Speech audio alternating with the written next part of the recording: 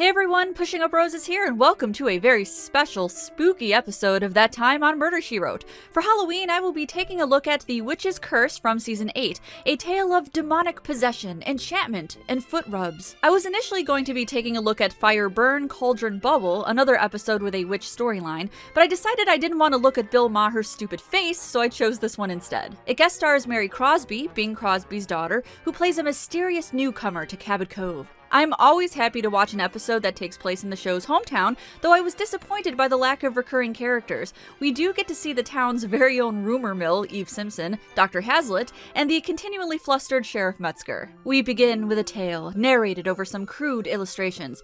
We learn about Rachel Abbott, a woman who was falsely accused of being a witch and burned at the stake. We hear her cry out, telling everyone she will return from the grave to seek revenge on all of those who wronged her. I gotta say, she looks pretty calm for someone who's about to be incinerated. This is fine. I did look up the name Rachel Abbott and didn't find anything about her being a real person involved in the witch trials, so I believe this is a fictionalized tale. With a blood-curdling scream, we transition back to the actual church where an audition is taking place. That woman has a voice that could shatter lead. Community theater, you know? For whatever reason, Dr. Seth Hazlitt is in charge of the play, which leads me to believe it will likely be a disaster. Everyone seems to be fighting for the main role of Rachel Abbott, even people who were already cast. As the mother, I felt you would lend a dignity to the proceedings. I don't care about dignity. That's what it says on my Tinder profile. As everyone is rehearsing, the doors fling open dramatically. Me when I enter the room. The newcomer introduces herself as Mariah Osborne and claims she's looking to audition for the lead role of Rachel Abbott. Eve says hello and tells everyone she had rented the old Walker place. No one's lived there for years. It's falling apart. Why would anyone rent a place like that? Wow, what a wonderful greeting of immediate judgment. Can you imagine meeting someone like this? The Walker place? That place is fucking terrible. I'm Beth. After some character introductions, Mariah gets ready to audition. May I borrow that? I suppose, yes. I'm gonna put a hex on it. Mariah absolutely nails the part, and as she reads her line about the bells ringing out, the bell in the tower goes off, as does 9 Inch Nails.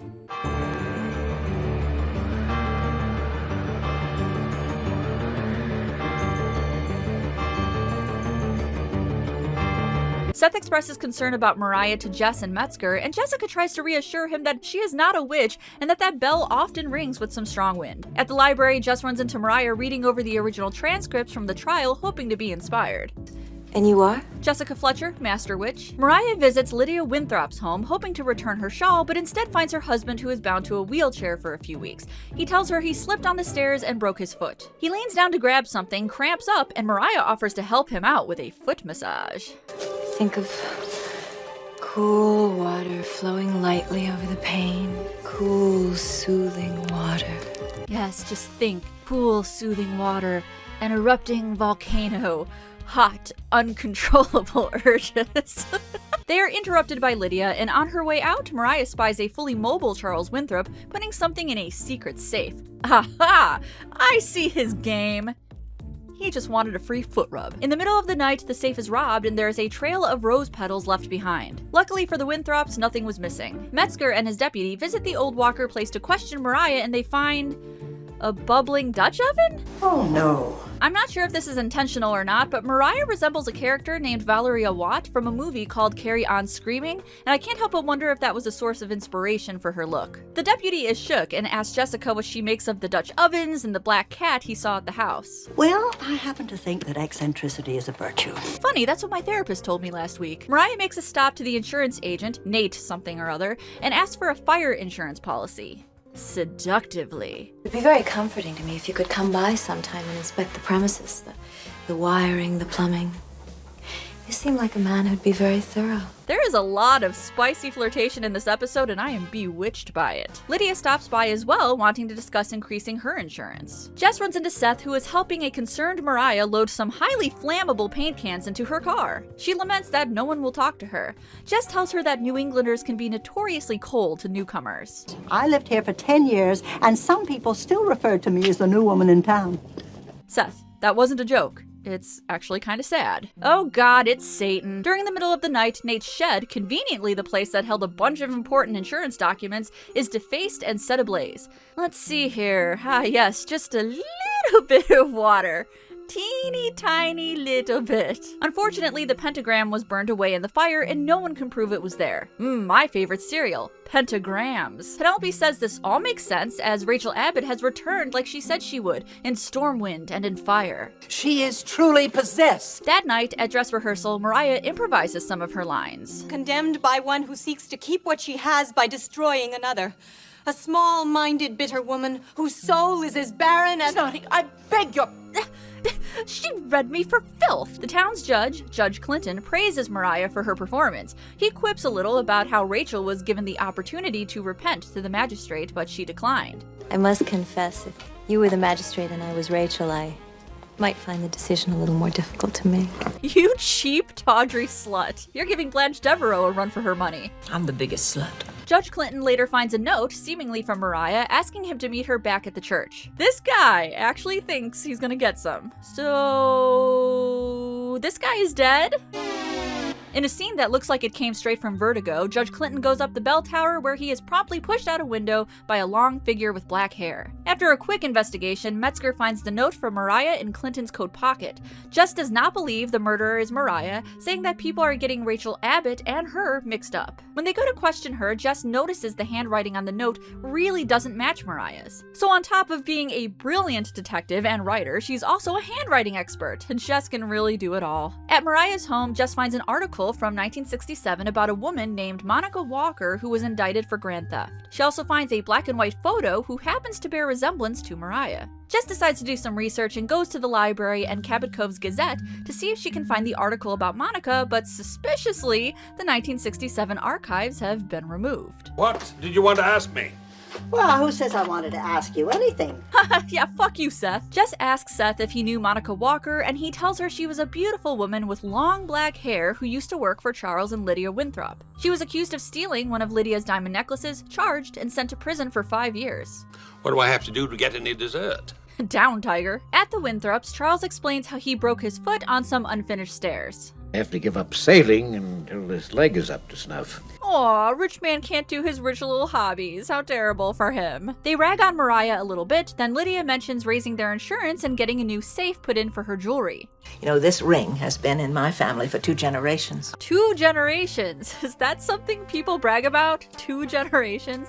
She also confirms that Monica Walker stole a diamond necklace which was never recovered. In the most badass move ever, Jessica puts a glue stick on the mantle after Charles asks her to help him with his mini boat thing. She excuses herself, then comes back when Charles gets up to retrieve the glue stick. She just continues to talk to him normally and calmly, but with an air of, I got you, you douchebag, I know fraud when I see it. After another brief talk with him, she finds out the prosecutor on Monica Walker's trial was Judge Clinton. Now it's time for some classic JB snooping. She runs into Nate at the bell tower, who says he's there to investigate the property for insurance purposes. You're about the same height as the judge, aren't you? Let me just push you out the window for comparison. They talk briefly, then Jessica grabs something that was stuck to the back wall. She hightails it back to the sheriff's office and presents them with several strands of long black hair. The deputy comes back and says they found a print on the safe, and it belongs to a Mary Lynn Walker, Monica Walker's daughter. She has come back to Cabot Cove incognito as Mariah Osborne. And I think that I know why. She was bored. Jess and Metzger confront Mariah and she confesses she came back to Cabot Cove to prove her late mother's innocence. She did break into the safe, wanting to find the diamond necklace and failing to do so, but she insists that she did not murder Judge Clinton. Metzger, however, believes she did push Clinton out of the bell tower to get revenge for her mother's injustice and arrests her. Jessica is like, ooh, I don't know, I think you made a mistake. Jess pays a visit to Joe, local fireman and Dalmatian enthusiast, and he confirms that Nate's insurance shed was torched purposely after using vinyl curing urethane. She stops by Nate's new insurance shed to ask for the insurance claims for Lydia's diamond necklace. We also find out that the hairs found at the scene of the crime came from a cheap Party City wig, and really? You needed to do forensics on a cheap wig? Look, I'm not a forensics specialist, but I can tell the difference between human hair and a busted-ass wig. Metzger is still confident he arrested the correct person. So the hair came from a wig.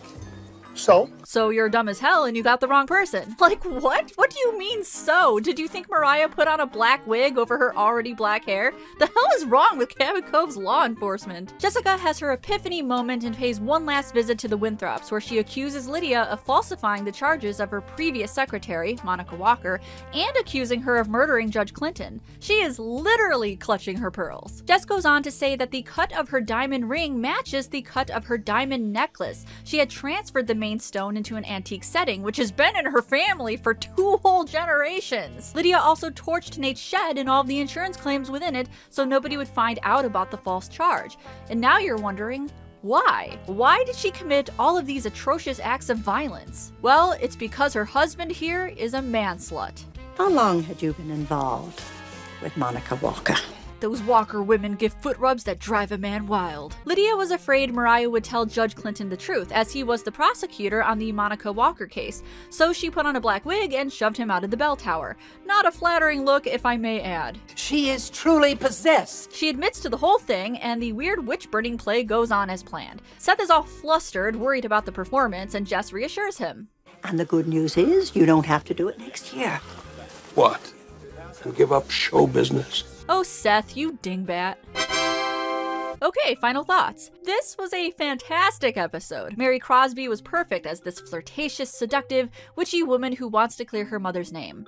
One thing I really liked about this episode is the extremely long build-up. The murder occurs about halfway through the story, meaning there's a lot of time for character introduction and exposition. It's extremely cheesy, but I love the way the episode ties a story about a falsely persecuted witch to a modern-day story of injustice. The only thing I was really longing for were more strange incidents involving Mariah, just to make things a little more eerie. This had a very good story with clues that made sense and characters that were fun to follow, but they really didn't push the witch thing very far. The only thing that happened was the bell in the tower that started chiming when Mariah mentioned it. Other than that, nothing particularly exciting happens. Well, the pentagram and the fire, I guess, but that isn't particularly spooky to me.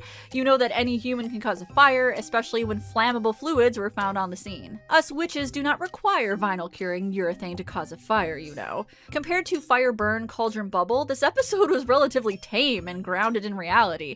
The townspeople are supposed to have this belief that Mariah is a scorned witch back from the fires of hell to seek revenge, but they're mostly like, new people suck, let's just stay away from her. Still, fantastic episode, great story, and fun to play armchair detective with.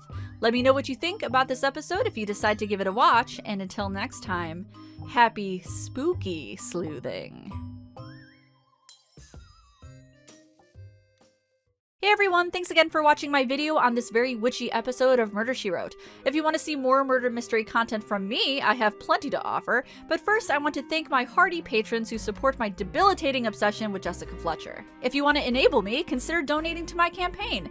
If not, likes, shares, and especially comments do a body good. If you want to see more of my videos, here are a couple recommendations. On the right, I have my very first episode of That Time on Murder, She Wrote. It recently hit 1 million views, and I could not be more thrilled. On the left, I have a video about evil dummies from Goosebumps and The Twilight Zone.